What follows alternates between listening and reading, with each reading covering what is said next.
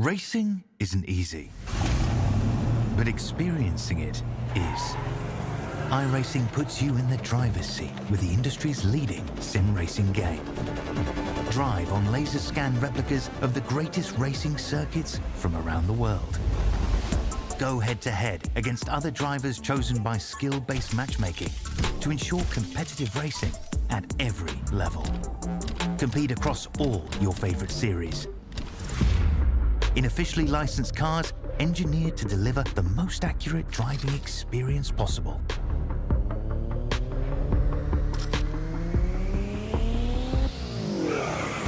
Join a race or host your own with players from across the globe. Race against the computer or in a league with friends. Feel the thrill behind the wheel. Visit iRacing.com.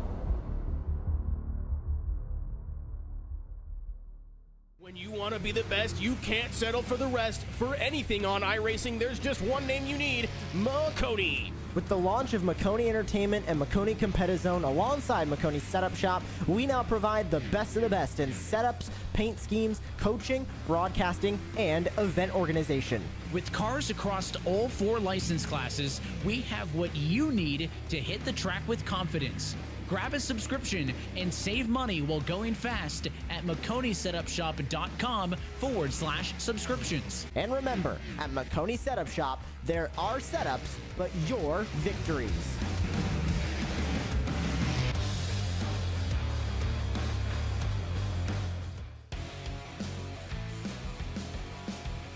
Hello everybody and welcome to tonight's coverage of Wings and Wheels and its MX-5 series, presented by GGT Energy Solutions. This evening we're going to bring you all the action and all the coverage for tonight's finale from iRacing's virtual Martinsville Speedway in the state of Virginia. Maconi Entertainment is here to bring you action from all types of racing, including the weekly Fast Friday series. No matter what you're racing, we can bring the action to life. My name's Justin Prince, alongside the booth tonight, Brian Laster. Alongside me is Logan Threlkellen as well, Sports Controls as our producer. For those who haven't followed throughout this season, the Wings and Wheels MX-5 series is a league consisting of racing in the Mazda MX-5 cars in the midst of its final race of the inaugural season. So far, we've raced everywhere, from road courses to ovals, with real competitors and virtual competitors alike, all trying to compete on a busy schedule of 10 points paying races and 2 exhibition events. Rated on that note, tonight it's the finale, it's the paperclip, it's the most anticipated race in the real world as well, it's Martinsville. And this tight track, known for its 3,400-pound stock cars, well, we're going to take a little bit smaller, a little bit nimble, a little bit of a lesser horsepower car with a Mazda MX-5 Cup car, and it's going to tackle all 0.526 miles from this Ridgeway, Virginia racetrack. And it's going to be an interesting combination. We've seen it in the virtual world for several years, but tonight 100 laps, your scheduled lap distance, one faster pair if necessary. Unlimited tire seats available in this series. Big setups also. Race Control, who will be watching along for tonight's action to keep an eye on things, with the caution flags expected to fly, with it being the paperclip. With it being the finale as well, a sizable field, 17+ entrants, Braden. Joshua Soto, though, has already locked up the championship. I see the points there. Soto, sizable margin, absolutely been the dominant car all season long. There's been no question about it. Trying to go back-to-back, though, the end season on the bang. Won last time out at Watkins Glen. And been a little bit. He won the first 3 races in a row, and then kind of went on a slow streak, a couple podiums, was able to lock up a championship, but hasn't seen victory lane for a while. Hit it, or finally found it at Watkins Glen last week, and try and go back-to-back here again tonight. We'll see how tonight goes. We've seen Soto have some battles when it comes to his speed on the ovals. More so of a road course specialist on the iRacing platform. But the drivers have completed the qualifying session for tonight. 5 minutes, 2 laps of qualifying for tonight's 100 lapper. Let's take a look at how they'll start here tonight. A lot of new faces coming out for the finale as well. Free to enter for Wings and Wheels for this finale. Simon Sykes starts alongside Olivier Pietek in the front row. Morgan Burkhardt and Joshua Soto, row 2. Sally Munn and Joseph Burns, row 3. Deacon Greenfield will start on the next page alongside Matthew Heel. Then Dylan Lee and Gareth Nyland, your top 10. And then Brian Chabowski there in 11th to his outside is going to be Max Milazzo, who's getting late to the grid, finally making it to the starting grid. Vance Tolentino behind them in 13th. Ray Mulvihill in 14th. And brand new, we mentioned a lot of new drivers, a lot of new faces, but literally joined in the last 5 minutes of practice. Garrett Britton, known for his short track scene on iRacing platform, figure 8 scene. He's going to be their last qualifier, take a time in 15th. Trey Burke there in 16th. I'm not racing, but I am on the starting grid because I'm technically a pit road announcer riding on board, I guess, with Ray in his passenger seat, if you like me. And then Glenn Richardson, first time ever driving this Martinsville paperclip for him on iRacing tonight. Just bought the track a couple hours ago. It's going to be an interesting combination tonight. We'll be seeing this in the rear world as well, coming up in a few days' time, in fact. What are some of your keys to this race tonight, knowing how unpredictable it will be for some? And also, there's the rear world format to factor in. Keep in mind, the real world race has a stage break for lap 50 and doesn't have the caution laps count.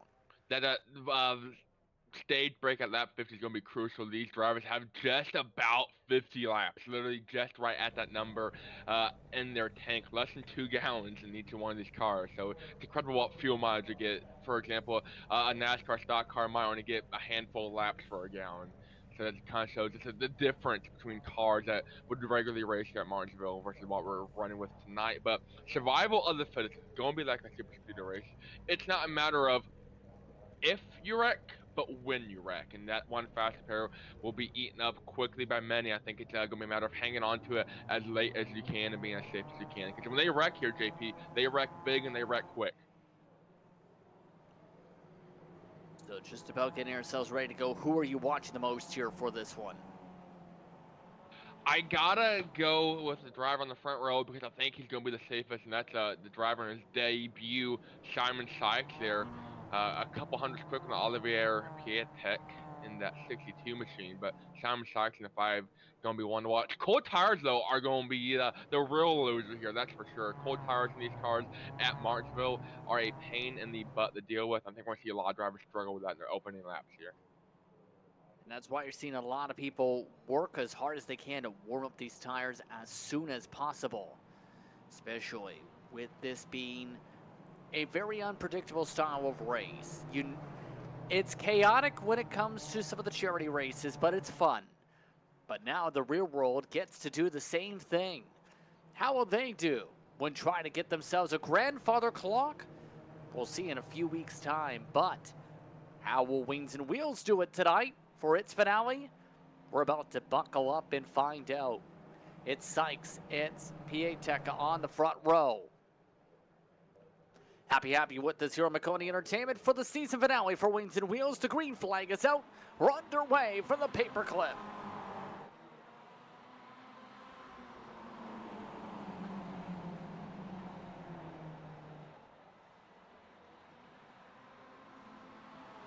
Pietek keeping it high side for the race lead right now. Sykes still trying to wrap the curb, hits the side of his door and spins out. Caution flag is out.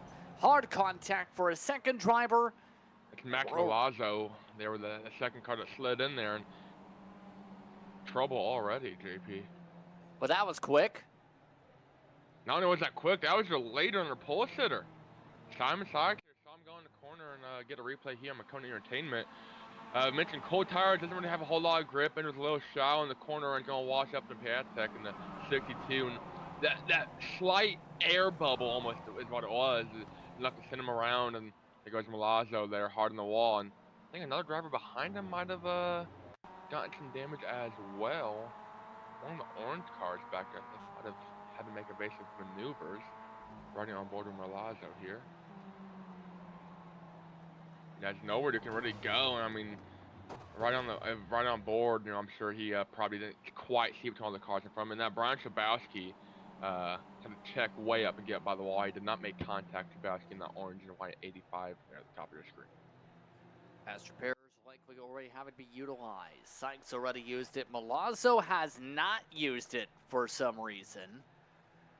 Just Despite significant damage, he's elected to get it manually fixed here. So what are your thoughts on this real-world event coming up with these drivers getting a chance to race at the paperclip for the first time at the MX-5s? Yeah, I think it's definitely a really cool event. I know a big part of that was due to iRacing. You know, Travis Brown, aka Moon, had a big social following on social media and iRacing, put together a charity race a couple years ago of a 24-hour race at Mazda MX-5s here at Martinsville. And he raised money for Toys for Tots, and that's an event I had the pleasure of soloing in actually a couple years ago. I did like 3,500 laps by myself over 24 hours, and that event got a ton of traction from real world drivers and and sim world drivers. I think someone showed it to the guys over at Mazda, and they were like, "Hey, we should try this out." And they had a test last year, and Dale Jr. there, and one of the Burtons was there, and a ton of Mazda MX-5 drivers. They said this is a great idea, and so now they're going out there, I believe, this weekend, and race on level for the very first time. That's gonna be pretty cool for those guys. You mentioned they have that stage break of that 50, but a $60,000 purse for the Mazda MX-5 series this race here at Martinsville. Not obviously the Wington Wheelers race, but the real world. So pretty cool event that we're able to put on. And the grandfather clock, of course. Oh, 100% the grandfather clock makes it all worth it. It's going to be a fun combination, I think, for the drivers. That's going to be October the 26th. Some of the drivers still getting set to fly out. Other drivers, well, we might actually have people racing in Virginia virtually here tonight from their setups to prepare for that race this upcoming weekend. But we're getting set for the restart. It's Pietek in front, it's Burkhardt in second, it's Mott and Soto, your top four. Of note, Trey Burke went from 16th to 10th with significant damage to move up through the field to get into the top 10. See how Burke's car handles. We've seen him run decent with damage at tracks like IRP. But now we're set for the restart. Green flag is out, back it away. Double file restart for these drivers, just like they're doing in the real world. Unusual for the Mazda MX-5 series, but not at Martinsville. We're going 2 wide all the way through the field. And already Pietek getting off and away with a clean launch. Burkhardt able to move to second. As many of the drivers try and make the land rush to the bottom, the caution flag is out of the tail. And we're under yellow for the second time. That is for Wazo, who was just in front of the field, believe, actually 4 laps down parked. Yeah, he was coming out of pit lane on cold tires and spun out trying to catch it up to the field. The field coming out of turn 2. Malazzo's going into turn 3. It's cold tires and around he goes. Welcome back to the race, I guess you can say. Not the cleanest of angles, yes. And Pietek down pit lane here from the lead. I believe the only one in the front runners to come down pit lane. So maybe trying to do a different strategy here with the fuel and the tires. But mentioned cold tires are brutal in this car. No, Pietek is just doing a drive-through down pit lane. Huh. Interesting. Don't know what he was trying there, but I don't know if it worked. And he just gave himself a black flag. Yeah. I'm not sure what the game is here, but he just had the black flag cleared. Problem is, he just lost all his spots. I don't think that was what he was wanting to do. Not by any means. I don't know if he pulled down their board and thinking he can beat the pace car. No, there was an unsafe pit exit, and it's a tail end of the field penalty when you do that. Never seen how hard it is to make a pass here cleanly on cold tires. These drivers haven't really had a chance to get heat in their tires yet. So your front row driver, Simon Sykes, has gone from 1st to 11th, and then Olivier Pietek from 2nd to 15th in the first 10 laps of this race. They got 9 laps to get back to the front. Can they do it? But that can put Morgan Burghardt and Sari Mott in the front row. So far, we've had 1 leader spin and 1 leader get a black flag for running under pit road speed. from the race lead and then trying to retake the race lead by not stopping. We're already 11 laps into the fun as well so far. Cautions involving the 22 in both cases so far tonight. Still a tough test to see what we get for the real world, you'd have to say. You can tell it's very difficult to run these cars here. Oh, 100%. I mean, the gearing too isn't quite where you want it to be. I believe these cars run the stock gearing as the showroom MX-5 Cup cars you can go and buy at your regular Mazda dealership. And so second gear is a little too tall, third gear is a little too short, so they're shifting actually back and forth down the straightaways.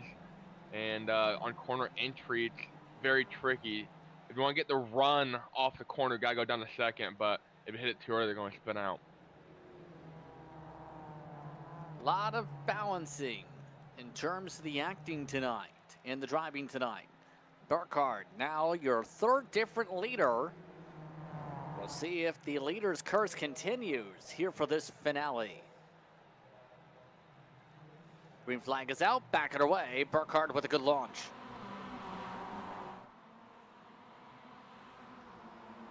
I love watching Trey Burke back here just inside the top 10 because every restart he's taking it 3 wide, either going to turn 1 or turn 3. About to go 3 wide back to middle pack, and look at the move to the bottom. Late dive, not able to quite make it 3, but in front of him they're going way up the track. That's Joseph Burns up the track. Trey Burke, who did very well at IRP earlier in the season, that comes to mind. Not afraid to slate it, just about got taken 3 wide himself in that mix. He's now up to the 7th spot at the moment as Deacon Greenfield gets freight trained by the outside momentum down the straights. Yeah, that outside momentum definitely a huge part in these cars. They don't really have the horsepower to build a momentum like a stock car. So the more momentum you can save, the better going to be. Down the corners, Trey Burke, though, think about popping it inside 3 middle or inside 3 wide of Deacon Greenfield and Dylan Lee, but think better of it there. Still trying to see the poke around. On the diamond now is Burke.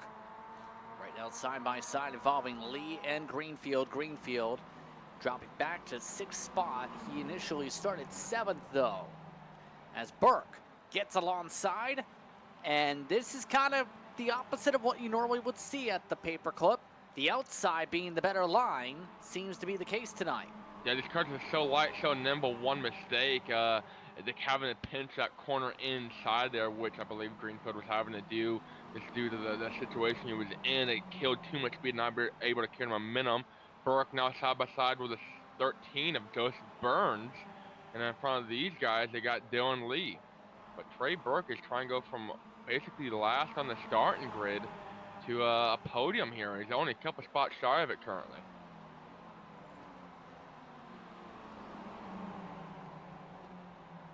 Tech is already up to the 7th spot and has a chance for more, but contact in front. Burke and Burns. Burns spins it. Caution is out. I see the contact happen actually right from Tech. Not sure what happened to him. He seems to have disappeared from our screens for the time being and he's gone a lap down to our time in scoring. Not quite sure. Burns. He's got a disqualification in session. I'm not sure how he pulled that off. I wonder if he had a penalty and just never got it cleared. But again, Burns going around with the caution. You see a lot of bobbling before that point. Yeah, these cars are so hard to save just because they're so light and not very stiff in the suspension. Never really get a chance to plan it per se. And because of that, the second you get back on the gas trying to save it, versus a stock car, which you use it to save it, it's going to make you even looser goosier. So interesting development though with your front runner for the early stage of this race, Olivier Piatek, is 2 laps down and not back in the session. I mean, he's in the session, but he's not on track. I think I confirmed what it was. On the start, you know how he gained all those spots? He jumped to start and passed him to the left. That's an automatic iRacing black flag when you jump to start like that. They was up from about 15th on the grid to 7th in a handful of laps, and his night, I'd say, is done unless he's able to get one of these admins to clear his penalty flag. He'll be able to get back on track. He'll be 3 or 4 laps down, though, by the time it's all said and done. So up front, Burkhardt, Mott, Soto, Lee. Trey Burke's been moving, though. He is really comfortable when it comes to this combination so far. 21 laps in, 16th to 5th. Now, I was actually talking to Trey beforehand. He's got a ton of oval experience in both the sim here on iRacing and the real world. He's, I believe, done a ton of Indy Next stuff and some Silver Crown or USAC stuff. And he does it all. I know he's got some big things coming up. I'm excited to see where he goes. Currently playing a couple games with Simon Sykes, running him up the track back there throughout the field. But Burke just bought this track for this race, so has never ran a race here on iRacing at Martinsville. And you see the game was being played back there with a 63 of Burke. That Sykes to his outside, and I don't know if these two got beef. It's what's for dinner or what, but they're not either playing too nice or not nice at all. I'm not really sure what's going on here, to be honest. Sykes on a decent recovery from mandatory damage, up to 6th again. Almost a quarter of the way through the action so far here tonight. So we get doubled up once again and set for the restart. So far, controlled car's been very comfortable off the initial starts, but the outside has been the better line once drivers get moving. Piatek is officially out of the race, by the way. He's now your second driver off track from either black flags or incidents. Green flag is out. Good start from Mott, but not able to keep it alongside. And while a past couple races, Simon Mott has had currently running second. Trey Burke going around, has contact after a send 3 wide from Nyland. We're under caution again. That was definitely quicker than most, and Trey Burke around, no heavy damage for him initially. I picked up some left front damage. See the replay here, looking at that dark blue 63 and the bright blue on the inside. The bright blue car, that's a 36 of Gareth Nyland, goes inside of Burke in the 63 here, and just never really leaves room for either driver involved there. I'm not sure if Trey pinched him down or if Nyland pinched him up, but regardless, I mean, this sets a tight track. They're all fighting for the same real estate, and going 3 wide on a restart typically won't work out most of the time. Yeah, trying to pick up the spots. Didn't get a chance to back out. Bobbles up. Yeah, that bob was what got him. And he gives Burke a meatball flag. As a result of the contact, 77 Vance Tolentino also picked up damage from the sequence. Interesting enough, Burke not coming down pit road to serve the meatball flag yet. I think they're actually going to get trapped a lap down, maybe. They're on the lead lap, but they're about to get left. There's first 3 cars in front of them are the 3 cars involved: Trey Burke, Gareth Nyland, and Vance Tolentino. So they're technically about to get lapped. So I don't know if they really want to pit here. I know Trey Burke, you mentioned meatball flag for him, and Max Milazzi, who was involved in that wreck, who is on pit lane getting damage fixed, also has a meatball flag currently. But Trey Burke has to pit, the other 2 do not. If they don't pit, they'll get back on the lead lap, but Trey Burke, when he pits here, will go a lap down. I think he's comfortably in a lucky dog position, though. He should be able to get that wave around. Was given a little bit of bumper lump to the back end of Nyland's car. Go his disappreciation for the spin. And so Burke into the lane to fix the car. Cautions breed cautions seems to be the mindset here in this race tonight, though, Braden. Yeah, definitely a slight mistake can make it all go wrong for you, as you saw there. I think Nyland would have been okay 3 wide. I think both drivers looking back at now gave each other room. Just that bobble on the quarter tires from Nyland is what sent him up the track, and that half foot he went up is all it needed to send him and Trey Burke around. So unfortunate set of circumstances for both those drivers involved. But we're already a quarter of the way to this one here, JP. Absolutely. Now, I have a question. Do you think this sets the tone on what may happen at Martinsville in a couple days' time, or will we see it become a more green flag style race in Real World, do you think? I think the drivers there will obviously be on a more realistic tire model when it comes to the Mazda MX-5. I think they know what they're racing for as far as that goes. Like I mentioned, a $60,000 prize pool for the real world race. So I think it'll be a little bit more clean, but I think they expect a big one. Ready to get back going. Tolentino was the wave around along with Nyland under this caution. As we are ready to go. Green flag is out. Burkhart gets a bump from Lee. Side by side is on for second. Already 3 wide of the back. Already Mott getting contact from behind as Soto gets pushed up out of the groove. A big bump from Soto, which I think he got a bump from the car behind him. Gets knocked out of the groove. That's going to allow Matthew Healy and Simon Sykes trying to steal the podium spot from Sally Mott, and he does. A lot of squabbling still. Great recovery from Simon Sykes to get through the field. Now the setup is on to try and close back up the second. Black flag is out. Restart violation for Gareth Nyland, who we saw getting his wave around there. Nyland coming down pit lane this time to serve that penalty. So the 36 having to serve it, yes. That was after he had been behind the 77 and then passed by him, believe, during the wave around sequence. Oh, that's while the race leaders battle it out. The fight's on for second, though. Sykes closed up a car length on the send. Seems to be reeling on in the second place driver and Lee quickly. Sykes, remember, started up front on the front rotor, pole sitter of the night, and currently the quickest car on the track. Only one equal to him is Morgan Burkhart in the lead. But Simon Sykes trying to chase down Dylan Lee. He's done so, but got Sally Mott breathing down his neck. So we've already seen the outside be prevalent off the starts.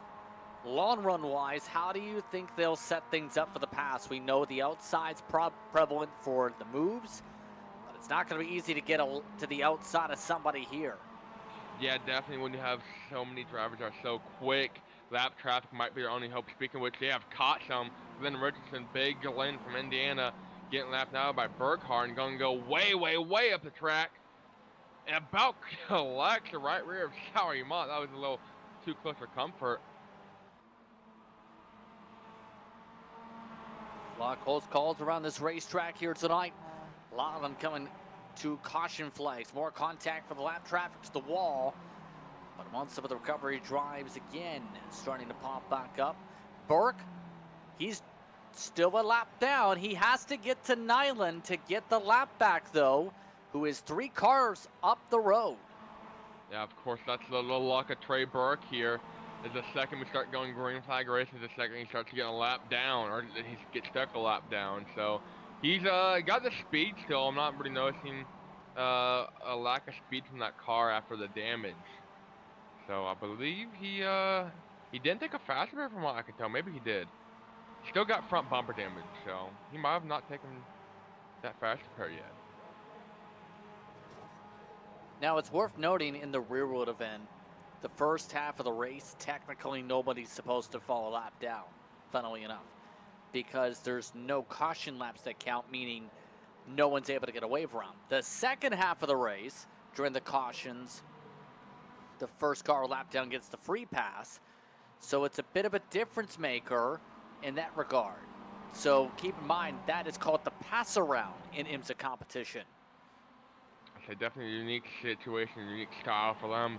The driver in his own situation right now is Ray Mulvihill. They're in the 71 pink machine. Okay, getting a lap now by this pack of leaders. Gets way up the track, way wide. So now Trey Burke has to go catch him. Garrett Brent also just got lapped the previous lap or so in the 11 machine. So multiple drivers now going multiple laps down, or this is not going to help out Trey Burke at all. Oh, a bit near contact. Sykes moved up out of the groove. Sally Mott trying to uproot the 5 out of the way for a moment, but the caution. Tempers flaring as Deacon Greenfield has gone around with contact with Trey Burke. Okay, Trey Burke, you mentioned he's in bad predicament there. That's going to help him out a little bit because he's going to prevent cars from going lap down. That's not going to help him out because he's got some more damage. And we're going to see exactly what happened here. Trey Burke in that dark blue shoves it inside of Greenfield, next corner here. Going into turn 3. Here's the sin. No, it's not. Maybe the next corner. Believe the replay a lap back right now, but it was essentially Burke making contact with back Greenfield. They're getting some battling. Remember, Burke a lap down. Here it is. Finally, this corner gets side by side coming off of turn 2, going to turn 3, has momentum, and just kind of washes up the track a little bit into the left rear of Greenfield. Actually rides over the hood of Greenfield's Mazda MX-5 Cup car. Both drivers able to keep it rolling, keep it going. A couple drivers coming down pit lane though. Sally Ma, I believe, leading them down. Talk about that in a moment. Here's an arrow look from Greenfield. And whoopsie daisy. Just trying to get a look and see what suspension setup he's got under there. All these drivers, not all these drivers, but drivers in pit lane taking tires. Sally Mott, Joshua Soto, Joseph Burns, I believe that was, and a couple others as well. Malazzo, Dylan Lee, Tolentino. It's a little bit of a reset for these drivers as we're nearing that halfway point. Mentioned fuel was an issue if we got, you know, more than half the race in on the green flag racing. They should not be good from here on out. They're still going to have to stop at this point, but if they get another cost from this point forward, they should be good on fuel. I'd imagine. I'd hope so. Tolentino, by the way, I think so too, as Tolentino has lost a lap here. Trey Burke coming into the pit lane this time by bringing Deacon Greenfield for repairs. Why not in the case of Burke? That incident cost him a shot to be able to battle for the lucky dog spot with Garrett Nyland. Nyland did not get the lap back though either. At the time of the caution flag. Ray Mulvihill now in the last of the lead lap. Yep, so Ray actually coming down pit lane right now. A couple drivers late pit stop. Hopefully doesn't come back to bite them in the booty. Don't want to go multiple laps down here if we can help it. But their leader through all of this, Simon Sykes, back up front. Only took him about 40 plus laps to get there. But he's gonna finally. I don't think he's led a lap all night, JP. Got spun on the first lap, coming out of turn 4. Yeah, I don't think he's led a lap all night until this caution. Huh. Well, now he is in the lead on the recovery. Sykes, one of just 2 drivers yet to come down pit road once this race. Shai Ma, I believe, will be. Sorry to interrupt you. Shai Ma, I believe, will be the highest running car there in 4th. And that pink 15 on fresh tires. Cold tires are not good, remind you. Hilly now sets up behind. Those 2 yet to come down for service in the 5 of the 53. Hilly trying to time it up.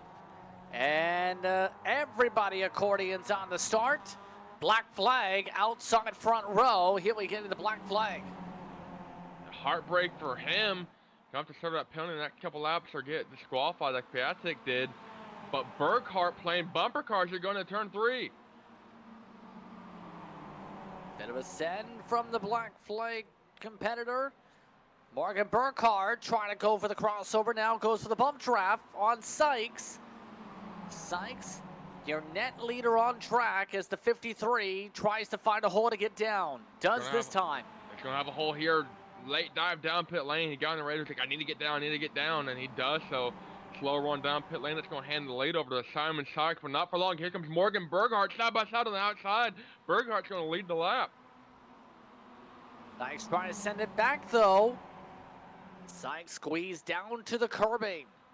Burkhart retakes the race lead quickly. And just like that, the fresher tires now back to the point. Yeah, Burkhart doing all he could to get around him, played that role excellently, working the outside. Shai Mott there in third behind Sykes and Soto in line behind Lem. So they've got single file in this lead pack for the most part. About a 6-car breakaway. Still seeing how things settle out here, coming up to the halfway point this time by. See what we do for this second half. Now the race tries to go into a full rhythm. They definitely see him starting to heat up. We're now past the halfway point. Now Burkhardt trying to drive away with it. Sykes staying in touch. Burkhardt just a hair quick though. Salmont fresh tires. We mentioned a little bit ago, got interrupted by a wreck, but Salmont has been on an absolute tear these past couple races. Won her first race of the season at Road Atlanta 2 races ago, a couple weeks ago, and podium finished last time out at Watkins Glen behind none other than Joshua Soto. No bump there, I believe, is Sam Sykes from Sally Mott as well. So Sally Mott trying to get the second here. Getting a bit aggressive once again. Mott not afraid to show the bumper. One of the drivers getting ready for the rear road race in a couple days. Now alongside for second, Sykes starting to struggle.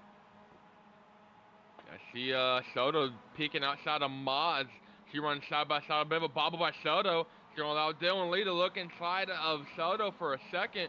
They're still side by side for second place. Sally Mott inside.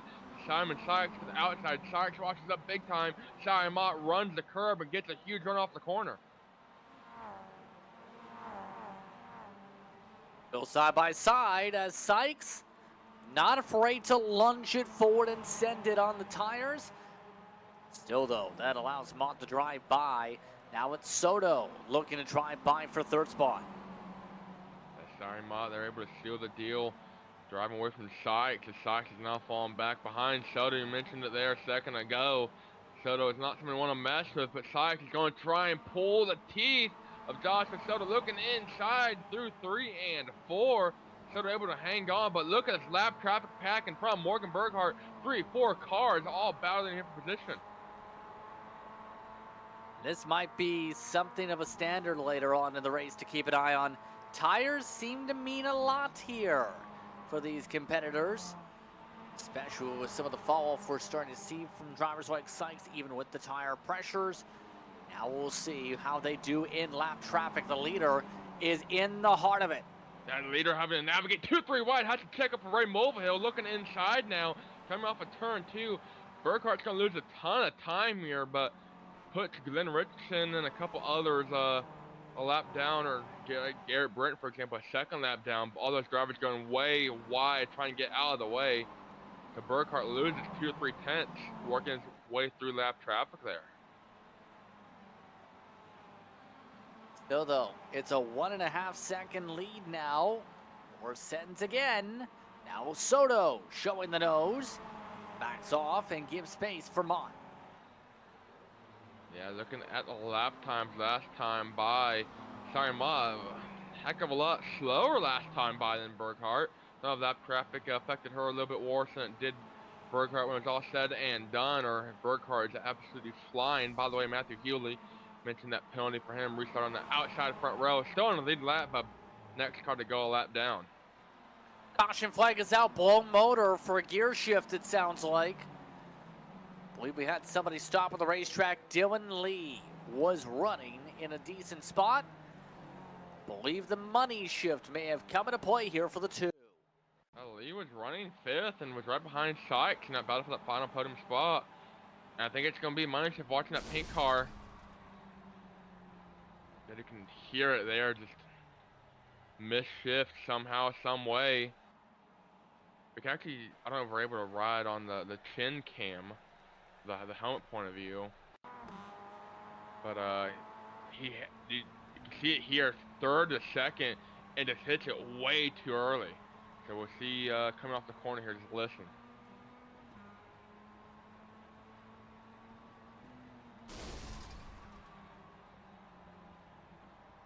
They typically want to wait till they're about the middle of the corner. That way they're not in such a high rev range. I mean, you're in 7,000-8,000 RPM at the end of the straightaway, and you don't shave any of that speed off, and it jumps to 8,500. These cars just aren't meant for that. Trouble under caution. Ray Mulvihill has just crashed under the yellow flag. trying to catch up to the field, slammed the wall in 3 and 4. And this means Mulvihill is on the tow truck. Ray already had some heavy front end damage, but having to take a tow around here definitely gonna hurt. Yeah, I think he just caught the back end of the lead pack here and didn't quite realize how much speed he was carrying. Yeah, you're going to see the replay here. Goes in the corner, and these cars get so unsettled so easy. Gets on the brakes in the middle of the corner. Big no-no. And, I mean, nothing could really do there. And no place to turn around either. An automatic meatball flag from the hard contact for the 71. So, Mulvihill down pit road, having to wait for the tow. They are giving wave arounds here to some of the drivers this caution flag.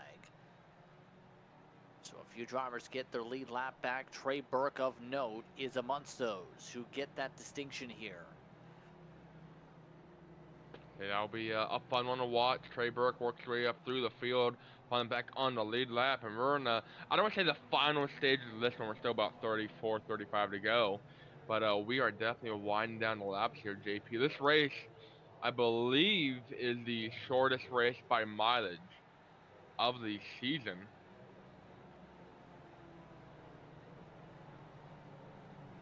Apparently the reason for the checkup situation, Ray Mulvihill was trying to give the wave arounds to those said drivers. Didn't work out well, trying to do race control and race car stuff at the same time. But so far, Morgan Burkhardt has been the one who's dominated much of this race. In control is Burkhardt for the restart coming up. And look who's leading this thing, actually. I believe a couple drivers just came down and got pit stops. I think Nyland somehow has scored the leader here and is running off to the races. He was a wave around car. He's technically the leader and doesn't realize it. I think someone needs to get on the radio and tell Nyland to slow down, pedal in the middle, buddy. I think he got away from when he wasn't supposed to. And see Nyland way up there. We're going green here. Oh no, this is going to be disastrous. Nyland stopped in 1 and 2. Yeah, this is a weird restart. Nyland is off the gas. Everyone else is on the gas. Lap traffic bottom and high side. Nyland now letting everybody go here. And now Burkhardt is back to the lead where he should be on the organization chart. Glenn Richardson also letting people go. Glenn Richardson just came out pit lane there after his pit stop. Now then finally able to roll, and they're going to start wrecking in front of these drivers. They're 3 wide for a split second. Justin Burns gets a little wobbly there, able to keep it going. Yellow flag is going to come out though. And one of the drivers hit Richardson. Richardson went around from top to bottom in that sequence through turn 2 and collected Tolentino. There's just a lot going on there. Richardson comes out pit lane, Nyland slow rolling down the backstretch, and Field catch them all at a really bad time. So Glenn in the green car just gets way loose running up there in the marbles, and Tolentino nowhere to go. Not a whole lot of contact, enough to send the front bumper flying off. Once I thought about it for a second, but Tolentino there.